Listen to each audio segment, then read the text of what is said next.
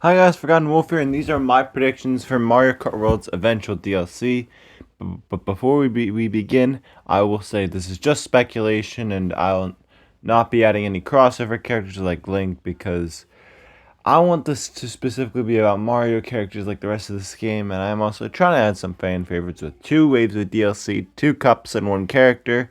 Please like, share, and subscribe. At 100 subs, I'll do a 1 hour video in the FNAF Timeline. At 500 likes, I'll do a video on Greyjoy's Rebellion. Let's begin. To start off with, in the first cup, sorry for the loud audio. My mom has a friend, and my mom is so goddamn loud. To start off with the first cup, which I will call the Mario Cup because I can't think of any better names. The first track I will add is Wii U Sunshine Airport. I'm starting off at the very bottom of the map of the Mario Kart World map, so you have somewhere to transport everyone. An airport makes a lot of sense, and you can explore the airport and meet new people.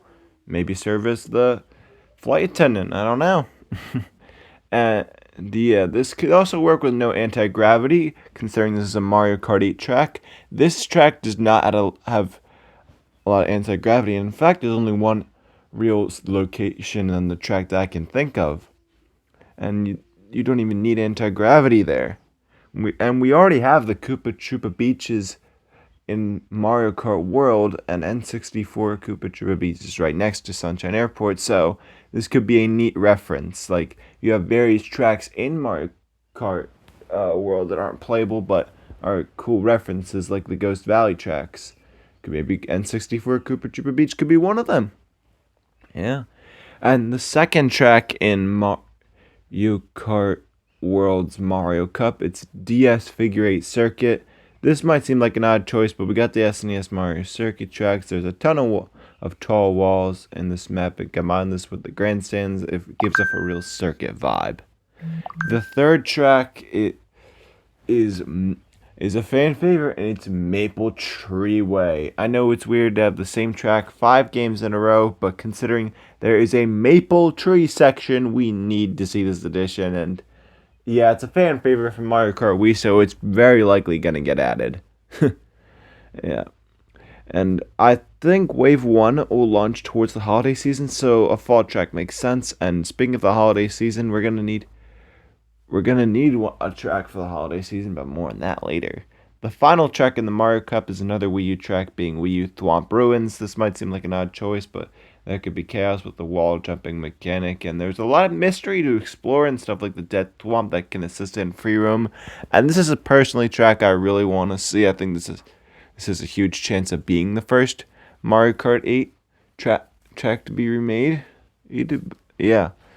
Moving on to the second cup in the first wave, it's the Luigi Cup. The first track is GBA Luigi Circuit. This is probably the most like Luigi Circuit track, and this has the rain element making it all unique. And it'd be interesting to see it raining at night or day no rain. This track fits right in with the mechanics of the game. I'd be shocked if we don't see this track in. The second track is another fan favorite Wii track, being Koopa Cape. Why not include another fan favorite track? Don't make people want to buy the DLC. Yeah, and the third track is GCN Mushroom City. We have no city tracks excluding Crown City, and this has never been remade, and it seems like Nintendo were saving it for something, so saving it for the DLC would be cool, and I want to see this track. It's been over 2 decades since we've seen it, and it needs a remake. And the fourth and final track of the Luigi Cup is Merry Mountain. Merry Mountain is my all-time favorite Mario Kart track, and given the holiday release date predicting this makes a ton of sense. Yeah, and the new character for Wave 1 would be Thwomp because of Thwomp Ruins, and it is one of the only Mario enemies to not be in Mario Kart World. Now I'm going to move on to the second wave. The second wave starts off with the DK Cup, and the DK Cup starts off with the DK track, and there's a lot of DK in this sentence because I like DK. Yeah, it's DK's Jungle Parkway, one of the only Donkey Kong tracks to not be remade in a while. The second track is SNES Choco Island 2. Both Parkway and Island 2 have similar environments, but it provides a nice break from the chaotic DK Jungle Parkway and other ones, and it could be just overall a chill track with some cool music. The third track is Cheap Cheap Lagoon because we have a strange lack of water tracks, and this would make for an interesting take considering there's been no underwater gameplay shown. This leads to the final track in the DK Cup, which is a new track. I really struggled to come up with a new track.